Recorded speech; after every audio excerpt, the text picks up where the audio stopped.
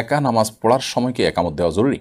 অনেক চেষ্টা করেও গুনাহ থেকে বাঁচতে পারছি না, কি আমল করলে গুনাহ থেকে বিরত থাকতে পারছেন? শরীরের লোম যেমন হাতে পায়ের লোম বা পেটের লোম পরিষ্কার করলে কি গুনাহ হবে? তো একটি সন্তান নেওয়ার পর কি স্থায়ী জন্ম নিয়ন্ত্রণ ব্যবস্থা গ্রহণ করা যাবে? মোজার উপরে মাসের জন্য কি নির্দিষ্ট মোজা আছে, নাকি সকল মোজাতেই মাসে জায়েজ হবে? আমার বাবা 1 মাস হলো ইন্তেকাল করেছেন, শুনেছি মেয়েরা কবরস্থানে যেতে পারে না, কিন্তু আমার বাবার কোনো ছেলে সন্তান নেই, আমরা 2 বোন।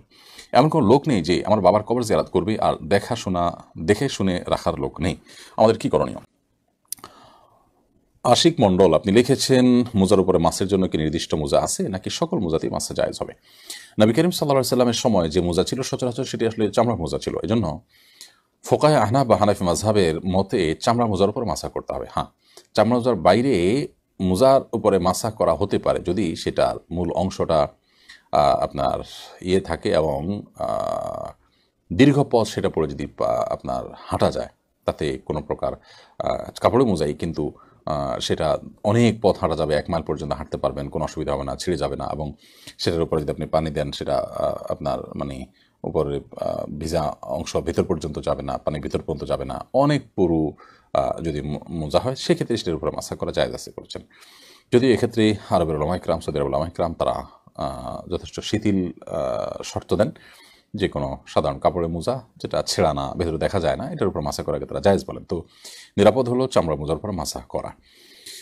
তুবা এআইডি থেকে আপনি লিখেছেন, আমার বাবা 1 মাস হলো ইন্তেকাল করেছেন, শুনেছি মেয়েরা কবরস্থানে যেতে পারে না, কিন্তু আমার বাবার কোনো ছেলে সন্তান নেই, আমরা 2 বোন। এমন কোনো লোক নেই যে আমার বাবার কবর জিয়ারত করবে, আর দেখে শুনে রাখার লোক নেই, আমাদের কি করণীয়? বন্ধুবা, আল্লাহ তাআলা আপনার বাবার প্রতি রহম করুন এবং তাকে জান্নাতুল ফেরদৌসের মেহমান হিসেবে কবুল করুন। আমরা মনে প্রাণে তার জন্য দোয়া করি।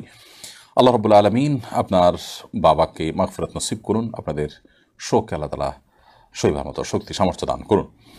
আর মেয়েদের জন্য কবর জিয়ারত করার নিষেধাজ্ঞার বিষয় হলো, আমাদের 2টি মত রয়েছে। অনেক ওলামা ইকরাম বলেছেন যে অত্যধিক পরিমাণে কবর জিয়ারত করার পরে হাদিসে নিষেধাজ্ঞা রয়েছে, মাঝে মধ্যে গেলে সেটা নিষেধ নয়, তবে নিরাপদ হলো মেয়েরা আসলে কবরস্থানের ভিতরে প্রবেশ না করা। সেক্ষেত্রে কবরস্থানের যে এরিয়া আছে, বাউন্ডারি আছে, তার বাইরে থেকে আপনি মনের যে আবেগ আছে সেটির কারণে হয়তো বাবার কবর দেখলেন মাঝে মধ্যে, কখনো কালে ভদ্রে, এটা আপনি করতে পারেন, আর বাহির থেকে আপনি দোয়া করবেন। দোয়ার জন্য আসলে কবরের পাশে যেই দোয়া করতে হবে এটা কোনো জরুরি বিষয় নয়। সেই সাথে যদি কোনো ভিড় না থাকে লোকজনের, তাহলে সেক্ষেত্রে আপনি যদি নিজেকে কন্ট্রোল করতে পারেন, আপনি যান, যেহেতু আপনার অন্য কোনো লোকজন নাই, জাস্ট সালাম পেশ করলেন, সেটি অনেক ওলামাদের মতে, অনেক ইমামদের মতে জায়েজ আছে। তবে আমরা আগে যেটা বলেছি যে নিরাপদ হলো এক্ষেত্রে আপনি কবরস্থানে না গিয়ে দূর থেকে তার জন্য দোয়া করা এবং সালাম পেশ করা। আর রক্ষণাবেক্ষণের তো আসলে এমন কোনো ব্যাপার নাই, সেটা অন্য কোনো লোক দিয়ে, টাকা দিয়ে আপনি করতে পারবেন। তো কবরস্থানে আসলে গিয়ে আমাদেরকে যে কবরের সমস্ত দায় দায়িত্ব পালন করতে হবে এবং আপনার পাশেই দাঁড়াতে হবে, না হলে তাদের হকে কোনো ত্রুটি হবে, ব্যাপার কিন্তু সেরকম না। টিএইচ তারেক আপনি লিখেছেন, শরীরের লোম যেমন হাতে পায়ের লোম বা পেটের লোম পরিষ্কার করলে কি গুনাহ হবে? শরীরের অবাঞ্ছিত লোম যেগুলো পরিষ্কার করার জন্য হাদিসে পরিষ্কার নির্দেশনা রয়েছে, সেগুলো তো আমরা পরিষ্কার করবই। যেমন আমাদের যে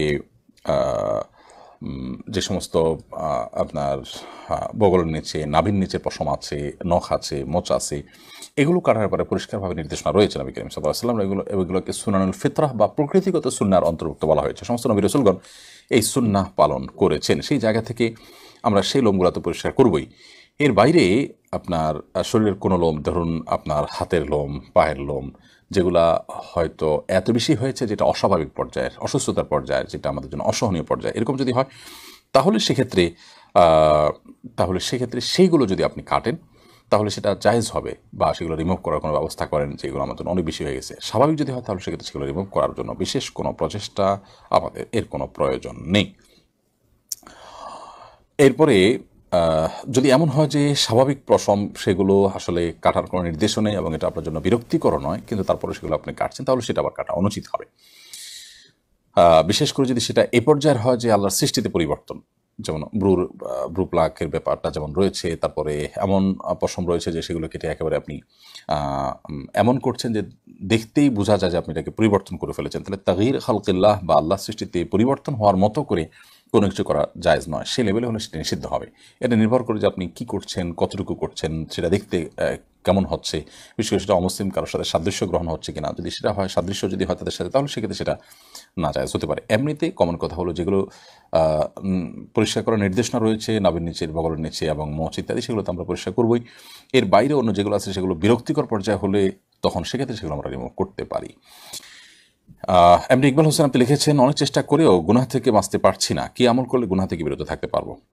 ভাই ইকবাল হোসেন, গুনাহ থেকে বিরত থাকার জন্য সবচেয়ে গুরুত্বপূর্ণ বিষয় হলো আপনার সংকল্পটা, আপনার দৃঢ় সংকল্প এবং শক্ত মনোবল এবং দৃঢ় পদক্ষেপ এক্ষেত্রে খুবই গুরুত্বপূর্ণ। এটা যদি আপনি খুব সিরিয়াসলি করেন, ইনশাআল্লাহ বিইذনিল্লাহ আল্লাহ আপনাকে সাহায্য করবেন। আল্লাহ বলেছেন, ওয়াল্লাযীনা জাহাদু ফীনা লানাহদিয়ান্নাহুম সুবুলানা ওয়া ইন্নাল্লাহা লামাল মুহসিনিন।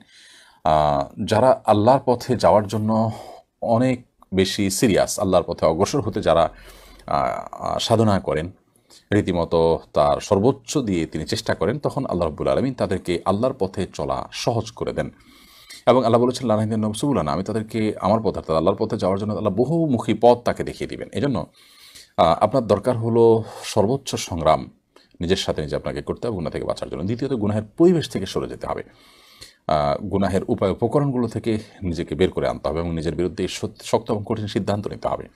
তৃতীয়ত হলো নেককার মুত্তাকি পরহেজগার মানুষগুলোর সান্নিধ্যে থাকতে হবে। চতুর্থত হলো আল্লাহর কাছে দোয়া করবেন, আল্লাহ যেন গুনাহ মুক্ত জীবন গড়ার তৌফিক দান করেন। আলাদা করে আল্লাহর কাছে চাইবেন, চোখের পানি ফেলে ফেলে দোয়া কবুলের সময়গুলোতে। ইনশাআল্লাহ এই চতুর্মুখী চেষ্টা যদি থাকে, আল্লাহ তাআলা গুনাহ থেকে বেঁচে থাকাটা সহজ করে দিবেন।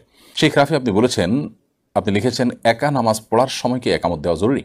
জরুরি নয়, তবে একা নামাজ পড়লেও একামত দিয়ে নামাজ পড়া সুন্নাহ। নবী করিম সাল্লাল্লাহু আলাইহি ওয়াসাল্লাম একটা হাদিস রয়েছে, কোনো এক ব্যক্তি তিনি তার পশু লালন পালন বা রাখালি করতে করতে পাহাড়ের চূড়ায় চলে গেছেন, এমন একটা জায়গায় যেখানে অন্য কোনো মানুষজন নেই। সেখানে তিনি যদি আজান দেন এবং একামত দিয়ে নিজে নিজে সেখানে সালাত আদায় করেন, তাহলে তার জন্য সুসংবাদ দিয়েছেন নবী করিম সাল্লাল্লাহু আলাইহি ওয়াসাল্লাম। তো এখান থেকে বোঝা যায় যে একাকী যদি নামাজ পড়ে তাহলে তিনি একামত দিয়ে নামাজ পড়বেন এবং ইমামের মতো করে রুকুর, উঠা, বসা, তাকবীরগুলো তিনি উচ্চস্বরে পড়বেন। কেন? তিনি ইমামতি করছেন, এভাবে পড়বেন। কেন? যাতে করে তার এই আওয়াজ শুনে অন্য কেউ তার সাথে এসে সামিল হতে পারেন, আমাদের মধ্যেখানে তার সাথে এসে জামাতে যুক্ত হতে পারেন। এই জন্য তিনি এমনটি করবেন। এটা করাটা মুস্তাহাব, তবে এটা জরুরি নয়। হুমায়রা আর এইচ এডি থেকে আপনি লিখেছেন, দু একটি সন্তান নেওয়ার পর কি স্থায়ী জন্ম নিয়ন্ত্রণ ব্যবস্থা গ্রহণ করা যাবে? না, স্থায়ী জন্ম নিয়ন্ত্রণ ব্যবস্থা গ্রহণ করা যাবে না, এটি হারাম। দু একটা সন্তান নেওয়ার পর আপনি আর সন্তান নেবেন না, কোনো কারণে হতে পারে, সাময়িকভাবে একসময় প্রয়োজন হতে পারে। আমি ব্যক্তিগতভাবে এমন ফ্যামিলিকে চিনি যে দুটি সন্তান ছিল, একটি ছিল, একটি মেয়ে। ছেলে কোনো একটা দুর্ঘটনায় মারা গেছে, অ্যাক্সিডেন্টে বা এরকম কিছুতে। মেয়েকে বিয়ে দেওয়া হলো, মেয়ের স্বামীর নানা টর্চার কারণে মেয়েটাও একসময় আত্মহত্যা করেছে। আল্লাহ মাফ করুক, তারা লাইগেশন করে ফেলেছেন, স্থায়ী জন্ম নিয়ন্ত্রণ করে ফেলেছেন। এখন তাদের সন্তান নেওয়ার সুযোগও নেই। কেন ইসলাম আমাদেরকে কোনো কিছু নিষেধ করে, বুঝবার জন্য হয়তো আমাদের অপেক্ষা করতে হয়। স্থায়ী জন্ম নিয়ন্ত্রণ পদ্ধতি ব্যবহার করা যায় নাই। আমরা সাময়িক জন্ম নিয়ন্ত্রণ ব্যবস্থা গ্রহণ করতে পারি যদি শরঈ কোনো যুক্তি থাকে বা ওজর থাকে। কি খাওয়াবো, খাওয়াতে পারবো না বেশি সন্তান হলে, এই চিন্তা থেকে জন্ম নিয়ন্ত্রণ কোনোভাবেই করা যায় নেই।